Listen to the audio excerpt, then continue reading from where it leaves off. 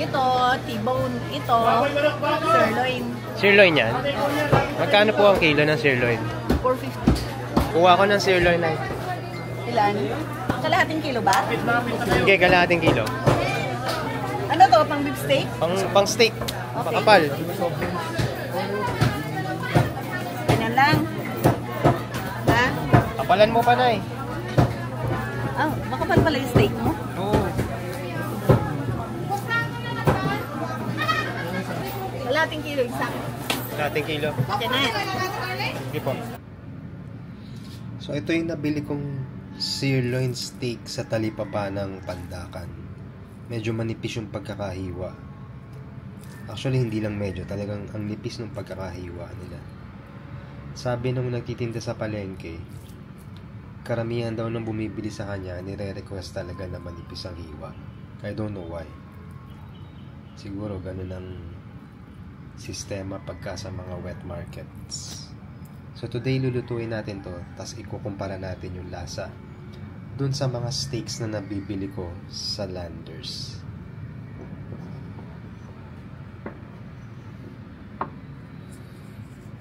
We'll do similar methods na ginagawa ko dun sa mga ibang steaks na nabibili ko sa Landers. Asin lang at saka paminta. Yun lang ang seasoning.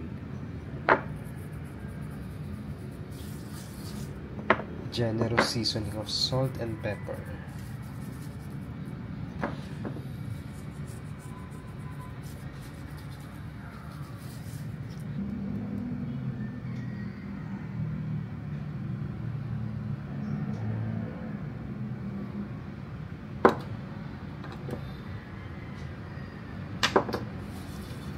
This is white pepper. I'm using white pepper.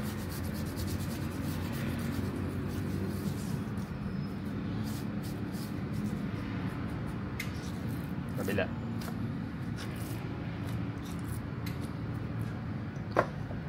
Dapat well seasoned ng both sides. By the way, I'm using pink Himalayan salt.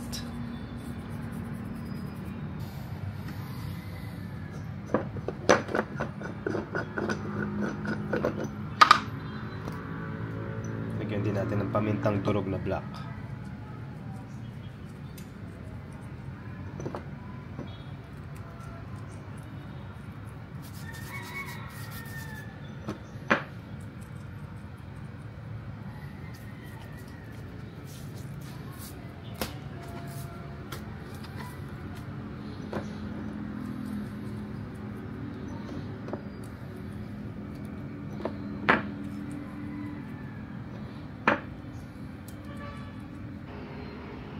No.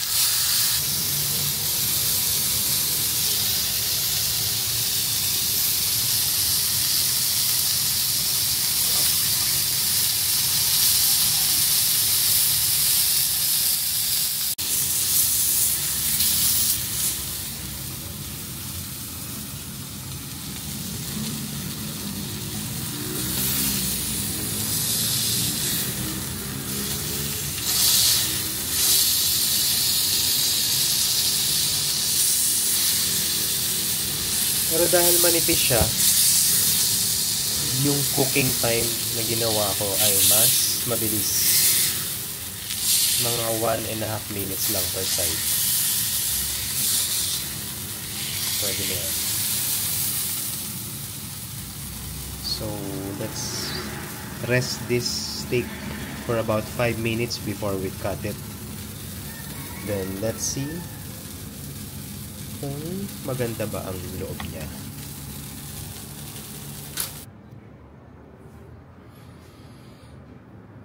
So, right away, I've noticed it's very different when it comes to moisture. Parang mas maraming liquid na na-retain itong steak na to than the other steaks na nabibili ko sa Landers. Look, it's very wet.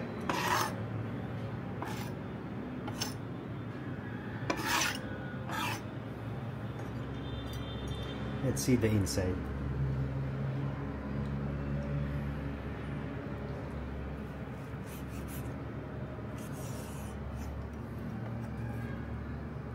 It's well done. Dahil napakanipis niya, I think na overcook ko. I don't see any pinkness inside, but that's okay. Tikman natin.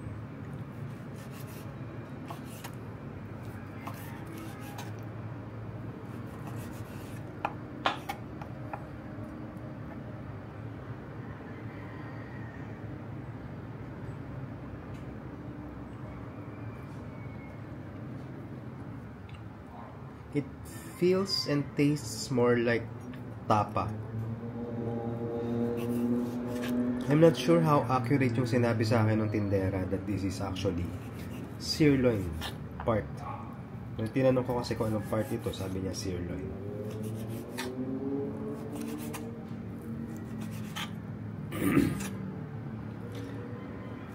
Baka that's the difference talaga between imported cuts of beef and the local ones. This is a local meat.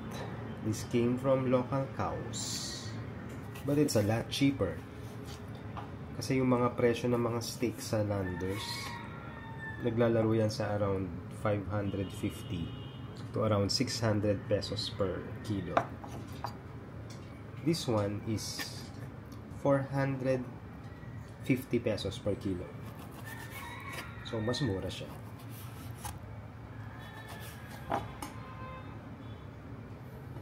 This part medyo pinkish.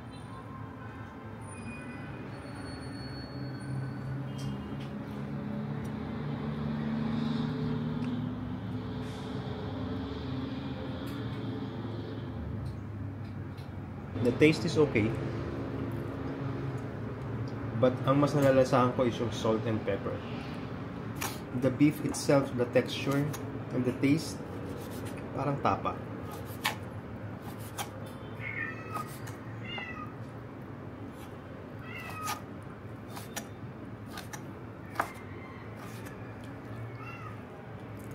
Okay, so yun, this is kalahating kilo ng sirloin steak from Pandacan, Talipapa. Talipapa Wet Market.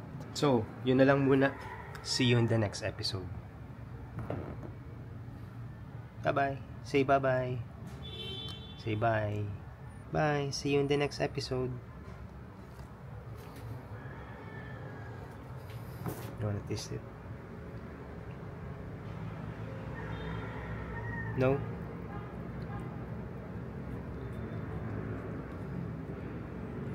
Nope.